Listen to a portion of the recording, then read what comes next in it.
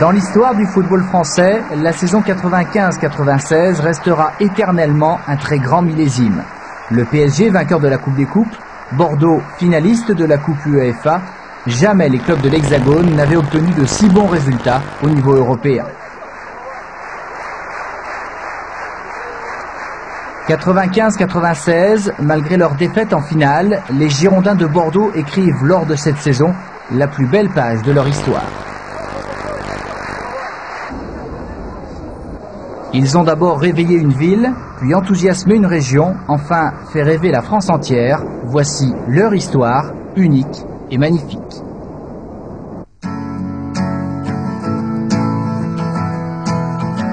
Je vais dire la vérité, c'est vrai qu'on se dit on va la jouer, mais on a peu de chance. D'ailleurs on la surnomme à l'époque la coupe à Toto, parce qu'on trouve ça peut-être pas ridicule, mais trop quoi. Au départ on n'était pas très enthousiaste à jouer cette coupe de Inter-Toto pour la bonne raison, c'est qu'on devait rentrer plus tôt par rapport aux autres, parce qu'on a très peu de vacances, donc on devait rentrer plus tôt pour faire cette compétition. Ce n'est pas le moindre des paradoxes. Bordeaux va disputer la finale de la Coupe UEFA l'année où, au départ, le club n'est même pas qualifié pour une Coupe d'Europe. 7e du championnat, les Girondins n'ont droit qu'à un strapontin, c'est-à-dire une place en Coupe Inter-Toto. Le marathon commence donc le 1er juillet 95. Pendant que les Bordelais prennent la direction des plages pour profiter de ce début de vacances d'été, les Girondins affrontent les Suédois de Norrköping au Parc Lescure dans l'indifférence générale. Ils sont à peine 2000 dans les tribunes, 2000 spectateurs qui ne savent pas encore qu'ils assistent ce soir-là au début de la plus formidable aventure européenne des Girondins. Bordeaux réussit une entrée fracassante puisque les joueurs de Slavo Muslin s'imposent 6-2, 3 buts de Tolo, le petit nouveau de l'attaque girondine, 2 de Zidane et 1 de Prunier. Cela ne pouvait pas mieux commencer.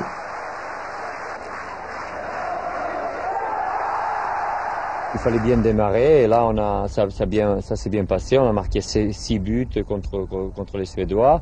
L'amalgame était vite fait et je crois que l'union avec le public, ça s'est bien passé. Je crois que c'était très important. Je dirais que ça a remplacé un peu les matchs amicaux. Donc on a beaucoup voyagé et c'est un peu ces souvenirs-là que l'on garde. Des souvenirs qu'ils partagent dans l'anonymat, sans témoins ou presque. Vainqueurs 2-0 en Irlande face aux Bohemians de Dublin, les Girondins affrontent ensuite les Danois d'Odense au Parc Lescure. Zinedine Zidane ouvre la marque sur coup franc. C'est vrai que maintenant, quand il y a un coup franc qui est pas loin des 18 mètres, j'ai envie de le mettre au fond et quand on a envie, je crois que ça paye. Ça. Bordeaux va ensuite faire la différence après la pause à la suite de ce corner. Après de multiples tentatives, c'est finalement William Prunier qui marque le deuxième but. Le jeu girondin se met en place, ainsi Tolo, puis Lissarassou sur pénalty en fin de match, permettent à Bordeaux de s'imposer 4-0.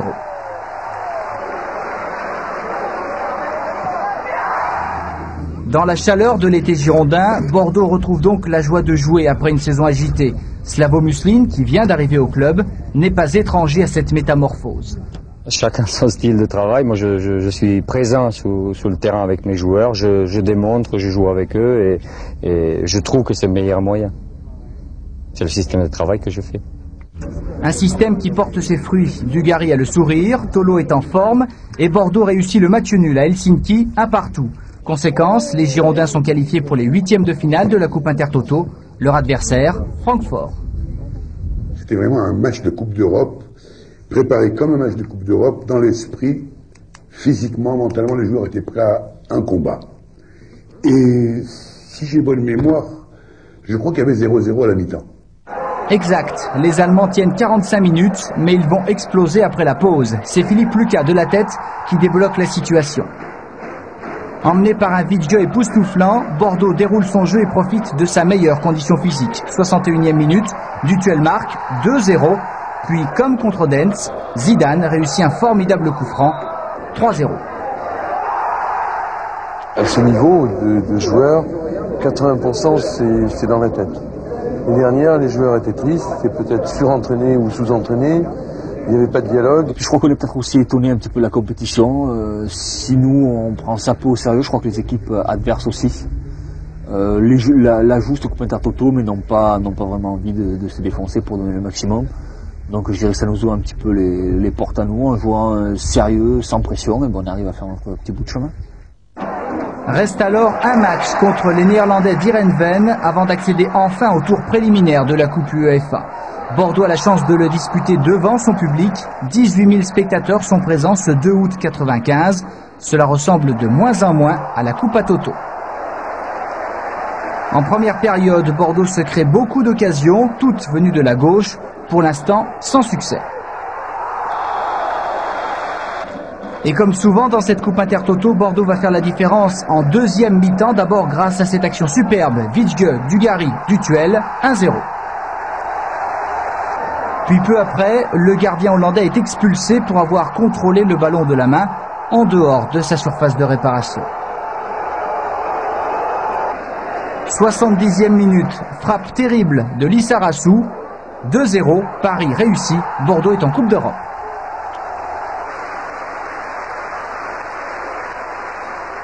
Et je dois reconnaître qu'à partir de là, on a commencé à prendre les choses au sérieux.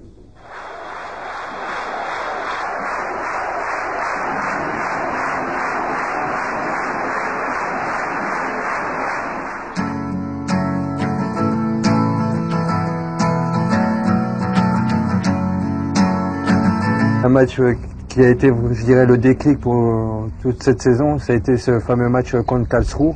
On sait très bien qu'on avait eu beaucoup de mal face à eux en Coupe de l'UEFA quelques années auparavant. C'est vrai, personne à Bordeaux n'a oublié cette triste soirée de décembre 93. Vainqueur 1-0 à l'aller, les Girondins encaissent un cinglant 3-0 au retour à Karlsruhe. Bordeaux s'effondre et en outre les Girondins tombent dans un traquenard. Les Allemands ne lésinent pas sur les moyens. Provocation, coup, agression. Dans ces conditions, les Girondins explosent. Stéphane Paille est expulsé, Bordeaux éliminé. Bref, un véritable cauchemar. On avait tous cet esprit de revanche en nous.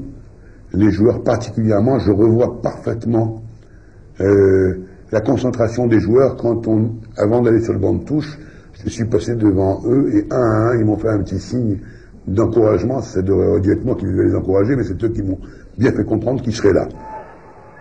Et ils sont bien là ce 8 août 95. Cette fois, ils ne vont pas craquer. Bordeaux réussit même l'un de ses meilleurs matchs à l'extérieur. Les Allemands dominent, mais les Girondins en contre profitent des espaces. Ainsi, peu avant la mi-temps, sur cette belle action collective, Lissarassou dépose le ballon sur la tête de Dugarry. 1-0 pour Bordeaux.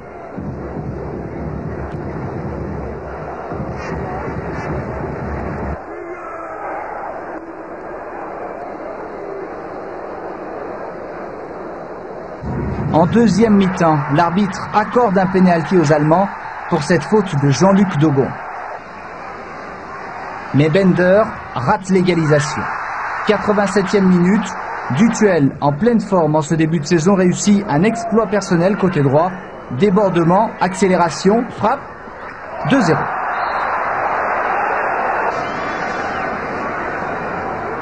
Je crois que notre match aller, c'était une référence après pour nous, pour les joueurs, un repère parce qu'on les a battus à la régulier 2-0 chez eux en jouant, en faisant un beau football et je crois que c'était le match très très important dans notre parcours. Là, on s'est dit qu'on savait voyager, que l'on avait mûri, que l'on avait quand même cette expérience qui fait souvent la différence en Coupe de... En football, Bordeaux qualifié pour la Coupe de l'UEFA. Les Girondins ont gagné leur place européenne en faisant match nul face aux Allemands de Karlsruhe. C'était hier soir au Parc Lescure, en vedette Vicente et Lissarassou, auteurs des 2 buts bordelais, Fabrice Goll, Gilles Coulon. Vicente Lissarassou acclamé par tout un stade, le public ne s'y est pas trompé. Hier soir, le capitaine girondin a réussi un match époustouflant. Dès la première minute, il s'enfonce côté gauche, faute de Kyriakov et pénalty transformé par l'arrière basque. 1-0 pour Bordeaux, 10e minute, coup franc de Wittge, remise de Dugarry pour Lissarassou dans la surface qui trompe une deuxième fois le gardien allemand. 2-0, aucun doute, le bourreau de Karlsruhe s'appelle Lissarassou. Ça fait plaisir parce que, disons que dans le sport, dans la vie en général, il y a toujours des moments qui sont un peu plus difficiles que d'autres. Et puis c'est vrai que ce soir, il y a eu un concours de circonstances parce que le match s'est très bien passé, parce qu'en plus de ça, il y a eu un penalty. Donc Tout un tas d'événements qui sont assez étonnants finalement et qui en l'espace d'une semaine se succèdent. À 2-0, Karlsruhe entre en action. Au programme des coups, de la violence, une spécialité maison déjà goûtée par les Bordelais il y a 2 ans. À Karlsruhe, agressivité égale agression. Conséquence, Zidane se venge, un coup de coude synonyme d'expulsion. On a tombé un peu dans le piège. Autant en Allemagne, on n'a pas réagi au coup qu'on a reçu. Ce soir, on a mené à 2-0 et on a pensé qu'on a fait plus difficile parce que ça faisait 4-0 au bout de 15 minutes sur 2 matchs. Il fallait continuer à jouer. C'est dommage qu'on n'a pas pu continuer à 11 contre 11. Ainsi, en fin de première mi-temps, Karlsruhe réduit le score grâce à un but de Fink. Bordeaux, en infériorité numérique, doit alors s'arc-bouter en défense et protéger son but. Bien sûr, les Allemands dominent, mais se créent assez peu d'occasions. A l'inverse, Lissarassou, encore lui sur coup franc, puis Bancarel sont bien prêts d'aggraver la marque. 88e minute, Schmitt égalise, 2 buts partout, mais les Allemands sont éliminés. Bordeaux a donc réussi son pari, la coupe Intertoto s'est transformée en Coupe d'Europe. L'été girondin ne manque pas de charme cette année. Vardar, c'était un club macédonien, je crois. On aura des bonnes informations parce que je suis bien placé pour les avoir. Pour les 32e de finale, Muslin le Serbe emmène donc Bordeaux à Skopje en Macédoine contre le FC Vardar. C'est vrai que c'est des matchs qui ressemblent pas à la Coupe d'Europe parce qu'on s'attend toujours quand on parle de Coupe d'Europe, Inter de Milan, club prestigieux anglais, italien, espagnol. Puis là, on tombe Vardar. Faut gagner parce que personne ne comprendrait qu'on ait fait tout ça pour se faire éliminer contre un club comme ça. Vardar, c'était un match où on n'était pas plus au complet. Et bon, il y avait quelques blessés, mais on a bien négocié. Malgré qu'on n'a pas trop dominé ce match-là, on a gagné 2-0 et c'était très important moralement. On a prouvé qu'on peut faire des résultats à l'extérieur et on a confirmé notre bon résultat contre Karlsruhe. Bordeaux réaliste, Bordeaux efficace à l'image d'Anthony Bancarel, auteur d'un beau doublé, un but par mi-temps et une soirée tranquille pour Gaëtan Huard. On a un bon souvenir, on a passé des bons moments, on a un stade, une bonne ambiance, un bon stade, un casino à l'hôtel aussi, je me rappelle beaucoup, avec un Richard déchaîné à la table du casino après le match le soir, puisqu'on est rentré que le lendemain, c'est le seul déplacement où on est rentré le lendemain du match. Au retour à l'Escure, les hommes de Muslin déçoivent, pas d'imagination, peu d'occasions. Inversement, les Macédoniens font apprécier leur technique et leur vitesse. Après un premier avertissement sur les buts du Har, ils trouvent l'ouverture grâce à un but de Serafimovski à la 58e minute. Voilà, là, on n'était pas été bon. Enfin, là, on était déjà en Coupe d'Europe, il fallait se qualifier. Alors là, je vais vous dire, j'ai aucun remords pour les joueurs. Ils ont bien fait. C'est Vicente Lissarassou, capitaine exemplaire, qui assure la qualification bordelaise. Fauché dans la surface, c'est lui qui tire le pénalty. Un partout, Bordeaux est en 16e de finale. Stupeur à Old Trafford, Cantona et ses coéquipiers sont éliminés par Volgograd. Voici le nouvel adversaire des Girondins.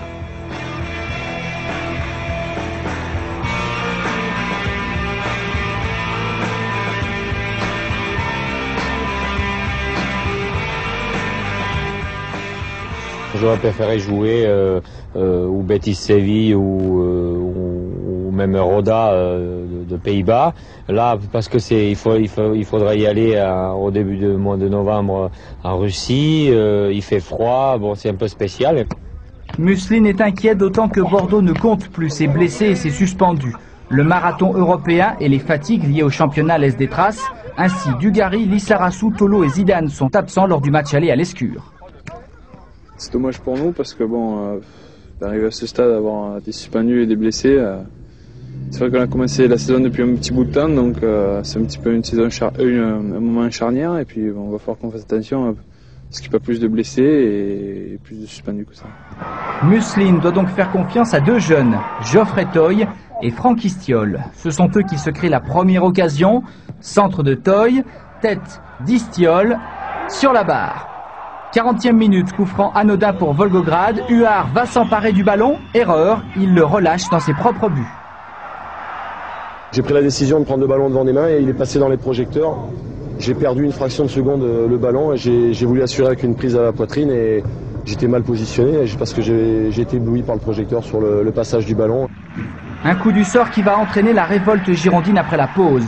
Un homme est dans tous les bons coups, il s'agit de Franck Istiol. Ce soir-là, il justifie pleinement la confiance accordée par son entraîneur. Ici, sa tête heurte encore la barre, mais quelques minutes plus tard, Istiol est enfin récompensé de ses efforts, un partout. Bordeaux donne tout ce qu'il a dans le ventre, il reste quelques secondes à jouer, erreur d'inattention, interception de Dogon, penalty, estime M. Przemycki, l'arbitre polonais. En fait, Dogon est accroché en dehors de la surface. Il récupère le ballon et il temporise un petit peu, puis je reviens par derrière, il m'a pas vu arriver, et après bon, il me tient un petit peu en dehors et il a fallu que je plonge un petit peu. Richard Witschge ne rate pas l'occasion, 2-1, Bordeaux respire. C'était un signe de destin parce qu'on marque dernière minute, on gagne 2-1 en dernière minute sur un penalty. Je me suis dit peut-être il y a quelque chose à faire.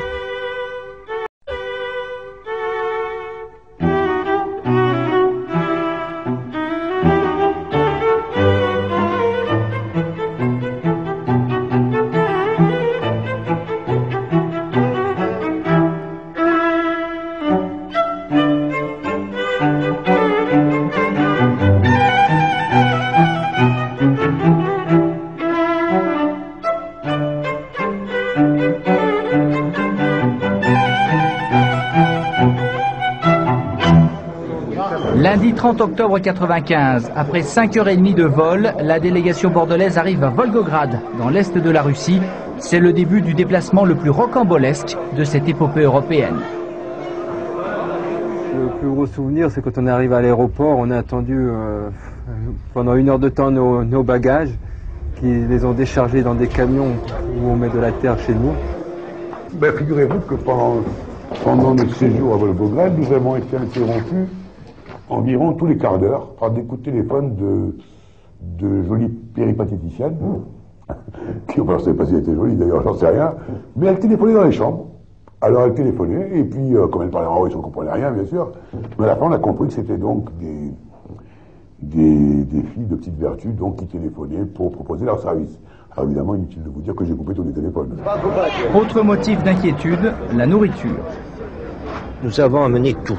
C'est-à-dire en passant au sel, poivre, les pâtes, les crudités, on a tout amené, tout sauf la viande et les poulets qu'on a pu acheter ici, que je suis allé au marché acheter moi-même.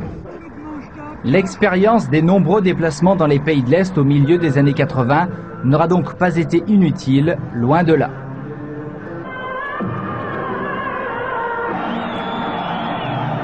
Sur le terrain également, Bordeaux répond présent face au Rotor. Certes, les Russes se créent ici la première occasion, mais par la suite, les Girondins prennent le contrôle des opérations. Un Bordeaux européen, solide et appliqué, mais aussi imaginatif et entreprenant, à l'image de ce tir de Geoffrey Toye. On s'est bien battu, on a été tous solidaires les uns des autres.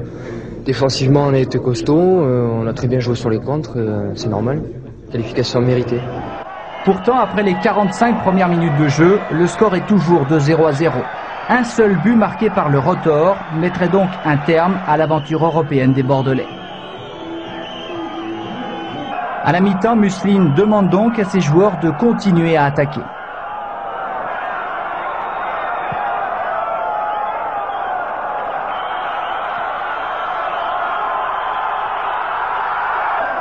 La délivrance intervient à 7 minutes du coup de sifflet final, but signé Anthony Bancarel, incontestablement le meilleur joueur sur le terrain.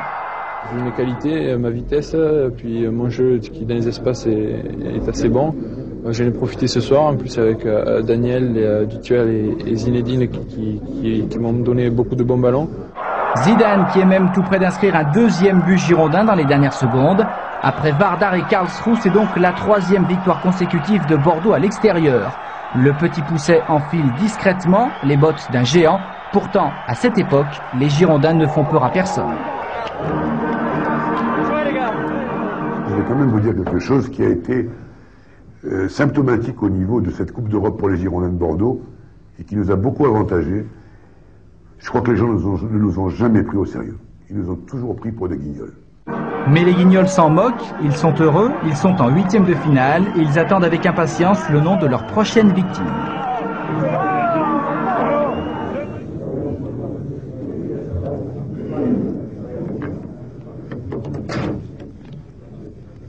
FC Sevilla. Le championnat espagnol, on ne le connaît pas très bien, donc ça sera une belle confrontation. Ça sera un match, c'est vrai, très difficile pour nous parce qu'il y aura le match retour à Séville et il paraît que le public est très très chaud là-bas. Match aller donc le 21 novembre à l'Escure devant 18 000 spectateurs seulement. Les absents ont tort car le duel franco-andalou sera de toute beauté.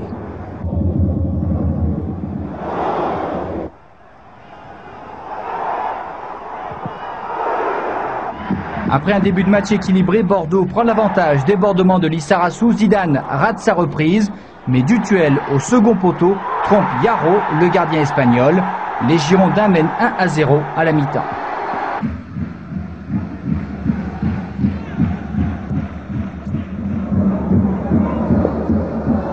Depuis le début, un journaliste m'avait demandé ce que ça me rappelait. C'est vrai que j'ai senti des petits trucs qui me faisaient penser un peu à l'épopée européenne avec Auxerre. Donc j'espère qu'on va continuer parce qu'avec Auxerre on avait été au printemps. Donc j'espère qu'on fera aussi bien avec Bordeaux. Bordeaux fera même mieux que la GIA, on le verra un peu plus tard. En attendant, les Girondins ont repris cette deuxième mi-temps pied au plancher, mais ni Zidane ni Bancarel ne réussissent le chaos. Montez, montez! À un quart d'heure de la fin, Musseline fait rentrer Crossi à la place de Grenet. Le match va alors basculer. Les événements se sont déroulés, je dirais, de façon extraordinaire. Je vais m'échauffer à une demi-heure de la fin, quelques colibets de la part du public. Et là, je rentre et je marque un but. C'est vrai que je ne marque pas souvent et pour moi, ce but restera gravé, je dirais, durant toute ma vie, un but en Coupe d'Europe. Crossi permet donc à Bordeaux de s'imposer 2-0. Le président est content, seulement le Betis promet l'enfer pour le match retour.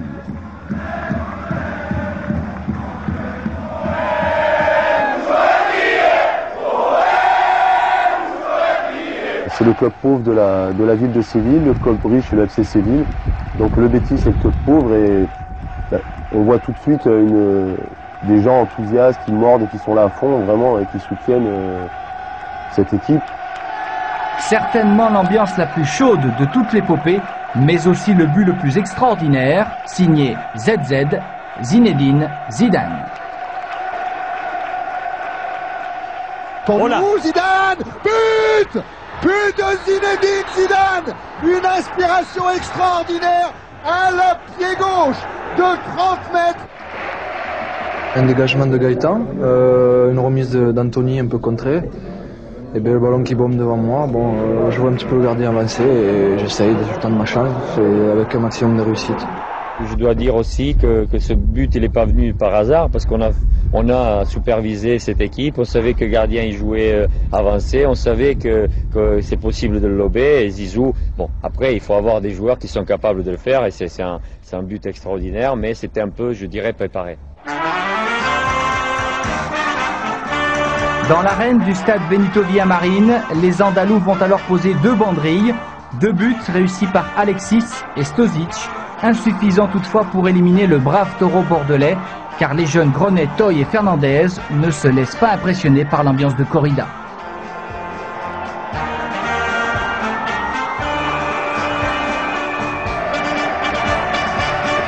Pourquoi avoir peur? C'est les hommes qui jouent contre moi, en face de moi, donc il ne faut pas avoir peur. Hein. De toute façon, ils ont des chaussures, j'ai des chaussures, ils ont des maillots, j'ai des maillots. Et la vérité, c'est sur le terrain, c'est tout. Hein. Et il y a beaucoup de jeunes ce soir dans l'équipe, ils ont prouvé que je peux compter sur eux, qu'ils ont fait un match héroïque, je dirais, et on est en quart de finale. Oui, mais 13e seulement du championnat et éliminé prématurément en Coupe de France et en Coupe de la Ligue. Conséquence, le 4 février 1996, Alain Afflelou se sépare de Slavo Musseline.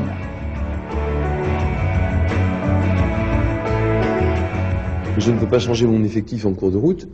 Je peux changer en revanche la personne qui dirige l'effectif et essayer de créer ce choc nécessaire, je crois, cette prise de conscience que les choses soient remises à plat. C'est dur, mais c'est le métier d'entraîneur qui veut ça, et bon, c'est pas ça qui va me faire baisser les bras.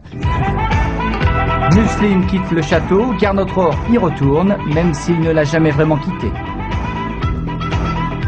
Un objectif très concret, c'est de retrouver un statut un peu plus conforme à ce club et aux possibilités de l'équipe. Je m'appelle Garnotror, je viens de Kickers Offenbach. J'ai 24 ans, 70 kilos, 1m76. Depuis son arrivée au Girondins, il y a 19 ans, Gernot Rohr n'a plus quitté le club bordelais. Joueur, responsable du centre de formation, entraîneur, l'ancien défenseur du Bayern est l'homme à tout faire. Sa fidélité est donc récompensée. Gernot Rohr ne sera pas déçu par ce qu'il va vivre dans les 3 prochains mois.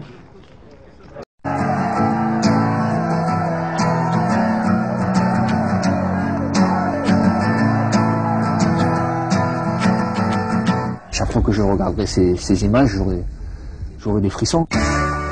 Bordeaux est opposé au Milan AC en quart de finale. Milan, 5 fois champion d'Europe, 14 fois champion d'Italie, c'est le meilleur club du monde.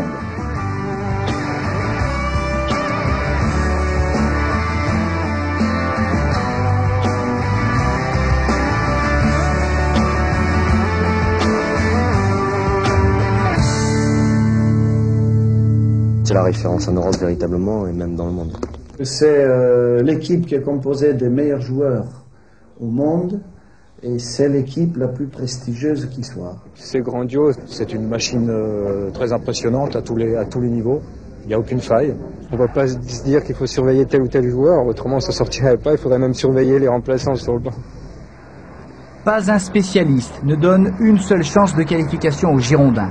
Les Bordelais n'ont donc aucune pression à la veille du match aller à Milan.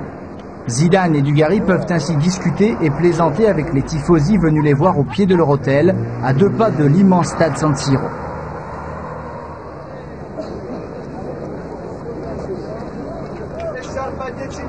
Roberto Baggio, voilà le bourreau de Bordeaux. Lorsque les deux équipes pénètrent sur le terrain, à peine 25 000 spectateurs sont là pour les accueillir. Ils seront 80 000 5 jours plus tard pour le derby contre l'Inter. Bancarel se crée la première occasion, mais par la suite, Milan va complètement étouffer son adversaire.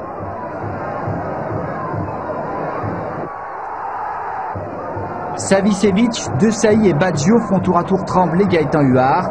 Eragno, lui, fait trembler ses filets sur cette attaque à la 29e minute, 1-0 à la mi-temps. Le Diable entre alors en action. Le Diable s'appelle Baggio. 75e minute, il place un superbe coup franc dans la lucarne d'Huard. 2-0, rideau.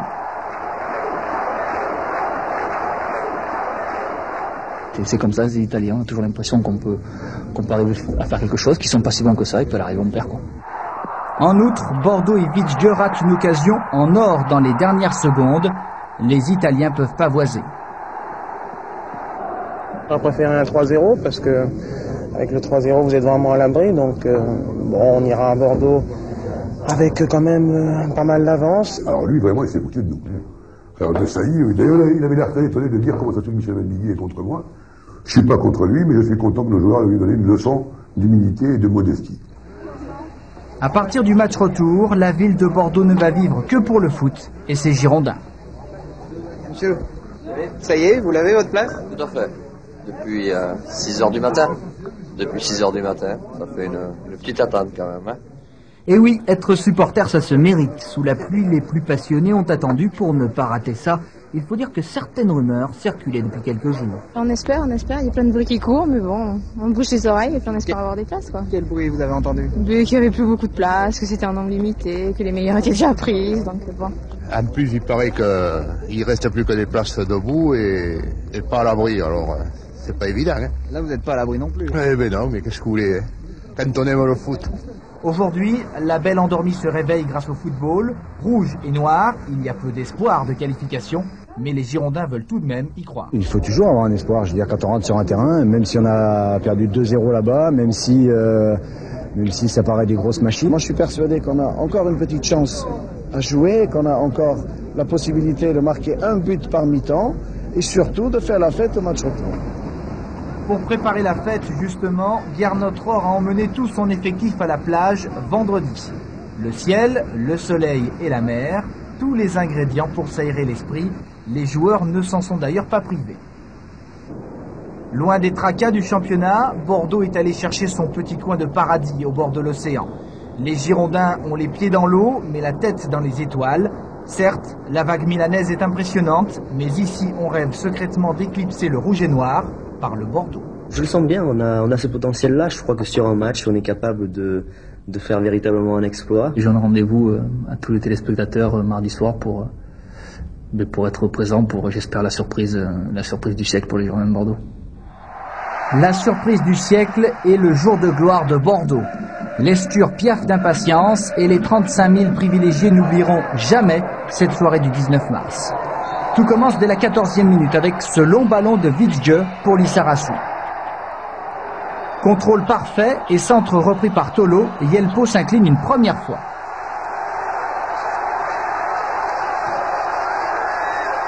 On en a un peu parlé avec Lisa depuis le début de saison et j'avais 2-3 occasions que j'arrivais pas à concrétiser sur ce plan-là quand il débordait, donc parce que j'allais toujours au premier poteau. Là, j'avais choisi d'aller au premier poteau et d'aller au deuxième. Bon, c'est vrai qu'après, je vois pas trop le ballon où il est, donc je me jette et je la prends un petit peu du talon. Elle revient sur Yelpo, mais bon, il a contre dans ses buts, donc bon, ça suffisait à mon bonheur. Le match va alors se durcir. Nez cassé pour Costa Curta à la suite d'un choc avec Lissarassou. Milan utilise les vieilles méthodes, tacle par derrière, coup de coude, agression en tout genre, mais Bordeaux ne craque pas.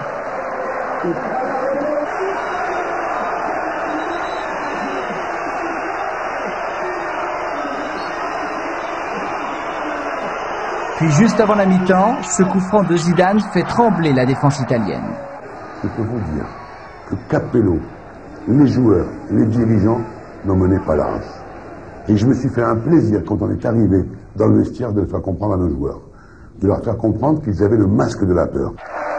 Deuxième mi-temps, Christophe Dugarry fait son entrée au panthéon des footballeurs. Il rate ici sa première occasion, mais pas la deuxième. 63e minute, au départ un coup franc de Zidane détourné par le dos de l'arbitre.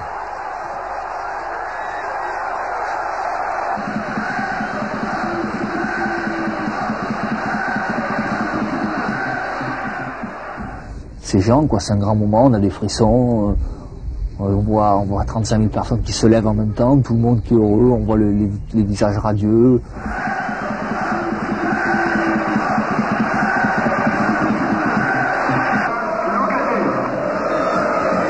Et 7 minutes plus tard, Dugarry remet ça. De Sailly perd le ballon au milieu de terrain, Lissarassou pour Zidane qui accélère. Attention, explosion. Zidane est reparti en contre-attaque et c'était malin ça pour Olivier Tolo dans la prolongation. Zidane pour Christophe Dugarry, le troisième but de Christophe Dugarry. Le troisième but de Christophe Dugarry dans la lucarne de Yelpo.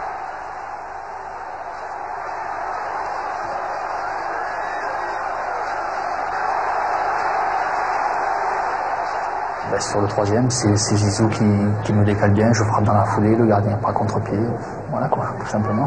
Je crois qu'on les a tellement pris à la gorge, on était tout le temps sur eux, on avait une telle envie que ils n'ont pas pu réagir tout simplement, mais c'est vrai que plus le match avançait, plus ils se sont demandé si on n'est pas dans un traquenard.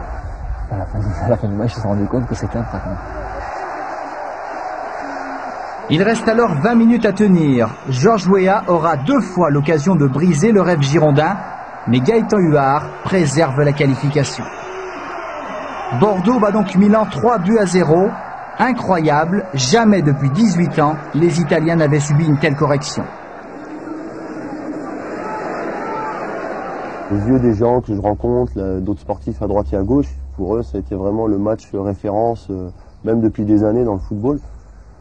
Mais j'ai pas encore cette notion d'impact tellement j'ai pas revu les images et tellement ça paraît, je veux dire, tellement incroyable. Ça y est, vous l'avez réussi, la fête que vous vouliez faire. Ah ouais, on en avait besoin, on le méritait, tout le club le méritait. Ça fait trop longtemps qu'on nous tire dessus à boulet rouge. Ce soir, ça va être une fête terrible. Je sais pas quoi vous dire. Je crois que ça se voit, on est heureux. J'y croyais parce qu'on avait une envie folle, tous, les dirigeants, les joueurs. Et c'est dur à dire, contre Milan on va gagner. Mais j'y croyais et je crois que surtout j'y croyais.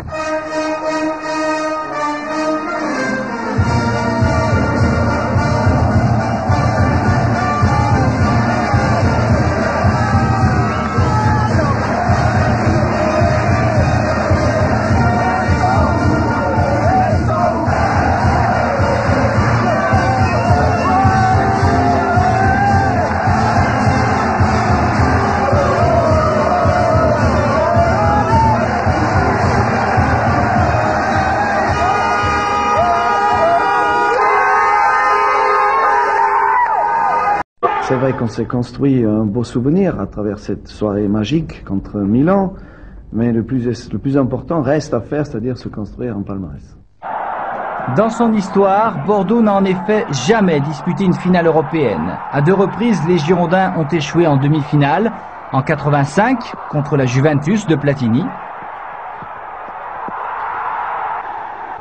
et en 87 contre les Allemands de Leipzig.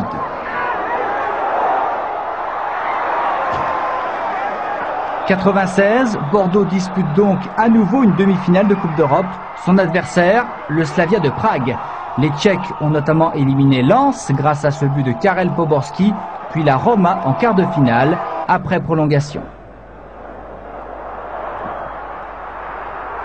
Bordeaux-Slavia, match aller le 2 avril à Prague. Exceptionnellement, les épouses des joueurs ont le droit d'accompagner leur mari. J'espère qu'il y a des excursions de prévues, je crois. Et on va en profiter pour visiter cette ville qui, paraît-il, est très belle. Une ville magnifique, c'est vrai, même si la température est très basse ce jour-là. Le printemps de Prague se fait sérieusement attendre, mais pour les Bordelais, cela restera le plus beau déplacement de l'épopée. C'est le meilleur souvenir de la Coupe d'Europe.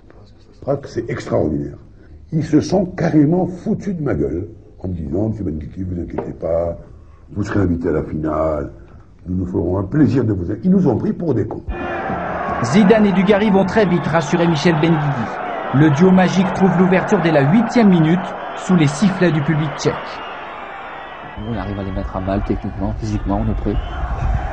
Donc étonné, et puis on se contente de conserver le résultat, même si on a chaud en deuxième mi-temps. Avant de souffrir, les Girondins vont rater le KO à 2 reprises. 2 tirs de Dugarry omniprésents, le premier repoussé par le poteau, et le deuxième bien bloqué par Stejskal, le gardien du Slavia. En deuxième mi-temps, les artistes laissent la place aux guerriers car Prague exerce une très forte pression, surtout dans le dernier quart d'heure. Les soldats de Gernot entrent alors en action. Toy, Dogon, Frisansen, Crossi et Lucas se battent aux 4 coins du terrain et Huard préserve l'essentiel, c'est-à-dire la victoire, 1-0. L'équipe se surpasse, certainement. On a tous été très solidaires, tout le monde a bossé, chacun dans son registre. Et quand on est comme ça, je dirais qu'on risque pas grand-chose. Champagne dans l'avion du retour, le rêve continue. Bordeaux est à 90 minutes de sa première finale.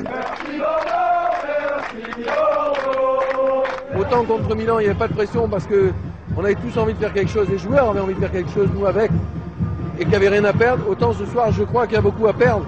Parce qu'après être allé gagner à Prague, ça serait trop bête que nous soyons éliminés. Et comme contre Milan, l'Escure retrouve la fièvre du mardi soir. Un stade plein à craquer et des banderoles multicolores qui illustrent le marathon européen des Girondins. Le public bordelais sublime son équipe qui d'entrée impose son jeu et son rythme.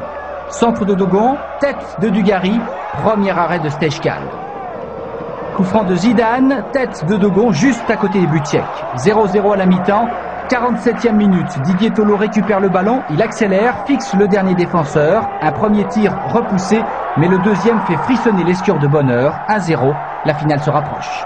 Je crois que j'aurais vécu la saison des paradoxes. J'ai commencé en étant le plus noir possible. Et puis je me suis accroché, je suis revenu. Puis maintenant, je joue un quart de finale, je marque contre Milan, je joue une demi-finale, je marque. On m'aurait dit ça il y a 6 mois, ou même non serein. Au moment où je suis venu à Bordeaux, en partant de Martigues, bon, j'aurais pas cru. Tolo, le héros de Bordeaux, c'est lui encore qui marque ce but refusé par l'arbitre pour hors-jeu. Ici, Monsieur Nikakis a raison. En revanche, sur cette ouverture de Lissarassou, Zidane est couvert par Chouko-Parek. Zidane marque, mais il est signalé hors-jeu. On comprend sa colère car ce but était parfaitement valable.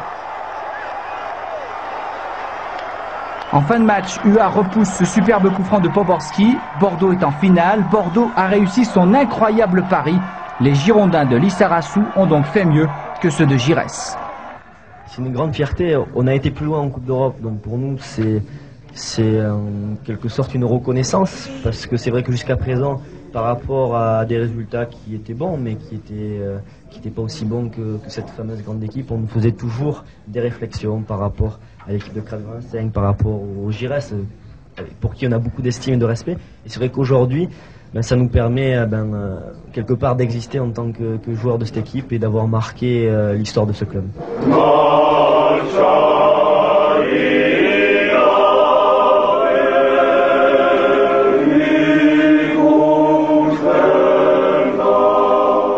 On est parti vraiment de la plus petite porte qui existe pour arriver devant la plus grande porte qui est la finale de cette Coupe d'Europe. Donc c'est quelque chose de formidable pour nous joueurs, pour la région bordelaise, pour tout Bordeaux, pour le club et puis pour toute la France. Seul bémol dans cette soirée historique, les 2 cartons jaunes reçus par Zidane et ici Dugarry. Ils sont ainsi privés de finale aller. Les Girondins n'ont pas fini de le regretter. Finale de la Coupe UEFA, Girondins de Bordeaux, Bayern de Munich, l'ancien club de Gernot-Rohr. L'entraîneur bordelais étudie le moindre détail sur cassette vidéo. Ah, tu vois, ils vont se mettre à droite. C'est leur côté fétiche. Donc si on gagne le toss, nous on va se mettre à droite. J'ai ma perle, elle est sur moi, elle m'accompagne. Dans tous les matchs de Coupe d'Europe, elle est là. Et j'espère encore une fois qu'elle aura de l'efficacité.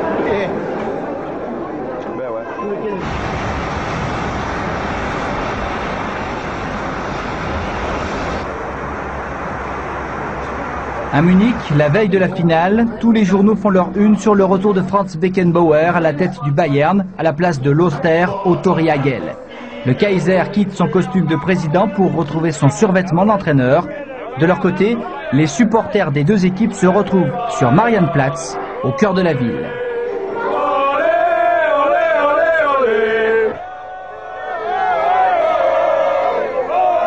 C'est la première à visiter la ville, ce soir on ira encourager notre équipe. Moi, je suis parti samedi matin de Biarritz, en anglais de toute façon. Je suis arrivé samedi soir à Metz, donc passé 2 jours, et je suis là depuis hier matin. 1500 supporters bordelais ont fait le déplacement jusqu'à Munich.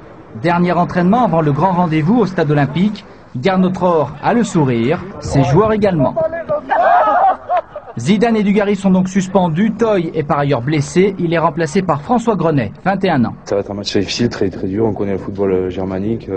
Ils vont sûrement nous faire un pressing tout terrain pour nous mettre une pression d'entrée. Ça va être à nous de laisser passer l'orage.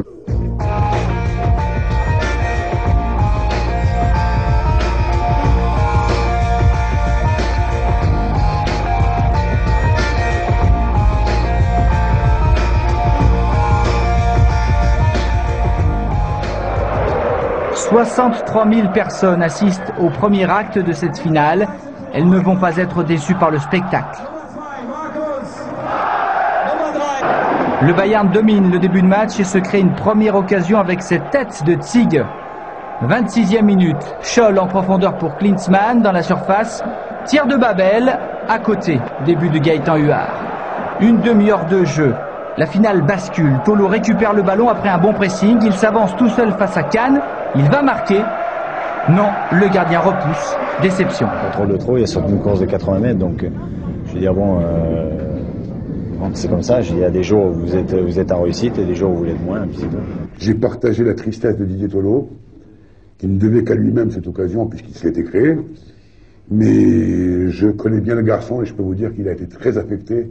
Et moi aussi. Et moi aussi, j'étais très affecté, d'autant plus que dans les minutes qu'on suivit, on a concédé un but. Ce but, le voici, corner de Mataos, tête de Thomas Elmer dans la lucarne. Le Bayern mène 1-0. Bordeaux ne s'en remettra pas.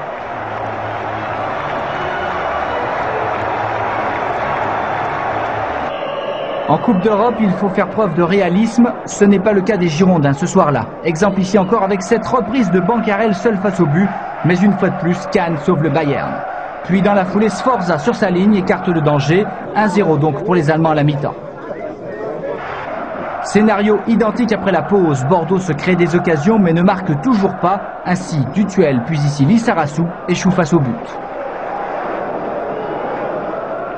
C'est vrai qu'à ce niveau de la compétition, c'est assez rare d'avoir autant d'occasions. Évidemment, on aurait aimé avoir un petit peu plus de réussite ou un peu plus de lucidité dans le dernier geste. Bon, ça n'a pas été le cas. Et c'est au contraire le Bayern qui réussit le KO à l'heure de jeu grâce à cet exploit personnel de Mehmet Scholl. Le ballon passe entre les jambes de Fris Hansen et finit sa course dans les filets bordelais, 2-0. La fin de match est passionnante avec d'abord ce nouveau débordement de Lissarassou, mais ni Tolo ni Bancarel ne peuvent en profiter. Les 10 dernières minutes sont à l'avantage des Allemands. Bel arrêt de Gaëtan Huard. Centre de frais, tête de Klinsmann, juste à côté. Enfin et surtout, Babel pour Witeczek. Crochet, frappe détournée par Huard sur la barre et Klinsmann rate le 3-0. Ce match a été pour nous une déception dans la mesure où on perd 2-0. Le score ne reflète pas toutes ces occasions que nous nous sommes créées. On s'est créé 6 belles occasions, ce qui est quand même exceptionnel dans un match de Coupe d'Europe. Mobilisation générale avant le match retour d'Alain Juppé qui vient soutenir les joueurs royans, aux supporters de base. Tout Bordeaux veut croire à un nouvel exploit des Girondins. La région Aquitaine ne vit alors que pour le foot. Si on ne soutient pas Bordeaux, alors qui c'est qu'on va soutenir? Et qui va gagner? Eh bien Bordeaux. Je dirais au jeune Lizarazu qu'il a intérêt à assurer parce qu'il y a tout le Pays Basque qui le regarde. Quant aux jeunes Dugarry et autres Lizarazu et l'autre Zidane, avant d'aller manger des spaghettis de la paella, ils ont intérêt à nous en mettre 3 pour qu'on puisse faire une grande faine dans les rues de Bordeaux. On s'arrache les billets pour la finale. L'offre est bien inférieure à la demande. Conséquence, les guichets sont pris d'assaut. Bousculade, malaise, mais heureusement, aucun blessé grave.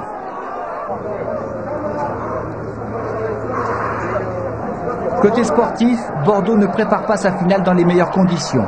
En championnat, les Girondins doivent batailler jusqu'à la 37e et avant-dernière journée pour assurer enfin leur maintien en Division 1. Un match nul 2 partout contre le PSG à l'Escure. Les Girondins sont soulagés, mais ils ont laissé des forces dans ce match 4 jours seulement avant leur duel contre le Bayern. Par ailleurs, les rumeurs de transfert empoisonnent l'ambiance au sein du club. Bref, Bordeaux n'a pas tous les atouts en main pour imiter le PSG, vainqueur de la Coupe des Coupes la semaine précédente. Vous avez montré la voie. Pendant quelques mois, c'est Bordeaux qui a toujours joué avant et vous après.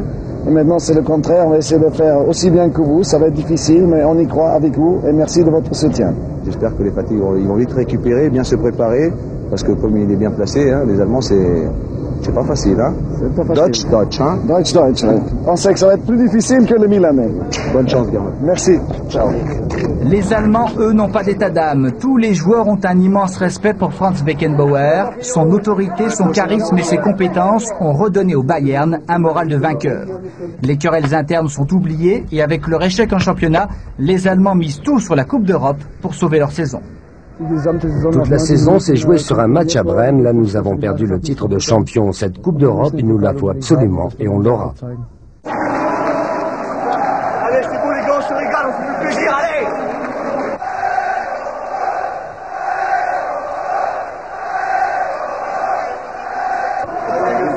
Allez les gars, on est parti, allez!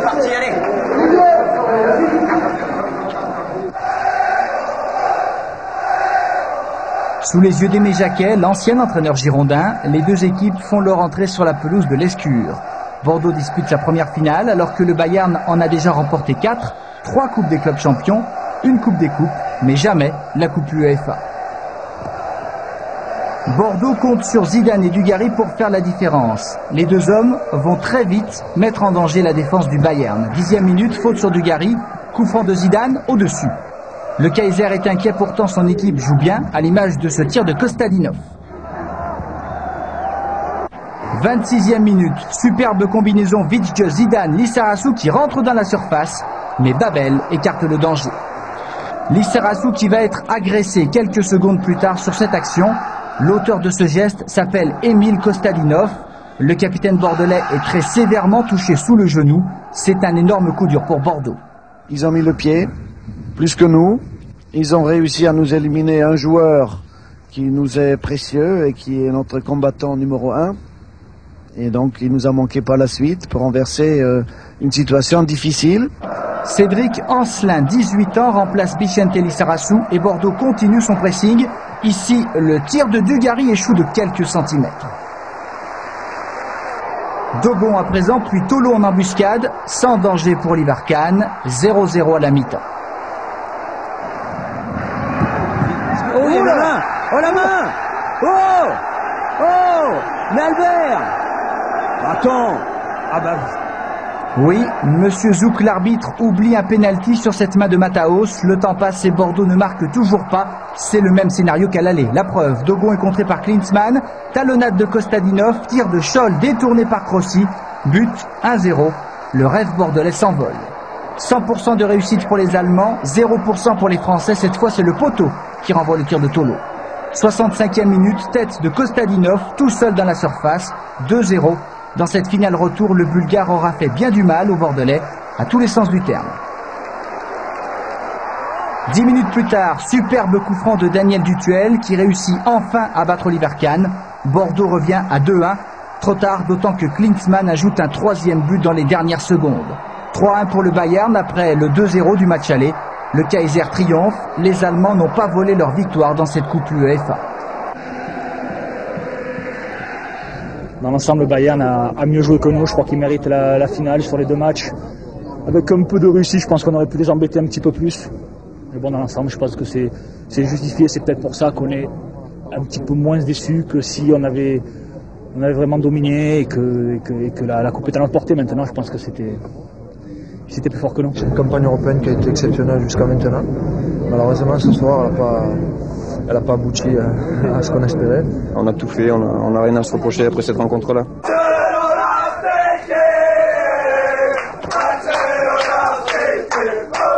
Celle-là, quand même, j'ai gagné au match aller quand même, et quelque part, j'en suis très fier. Et puis, c'est ces moments magiques du football. Je crois qu'après 14 mois d'arrêt pour une blessure au genou, aujourd'hui, gagner la Coupe d'Europe de l'UEFA, c'est fabuleux, tout simplement.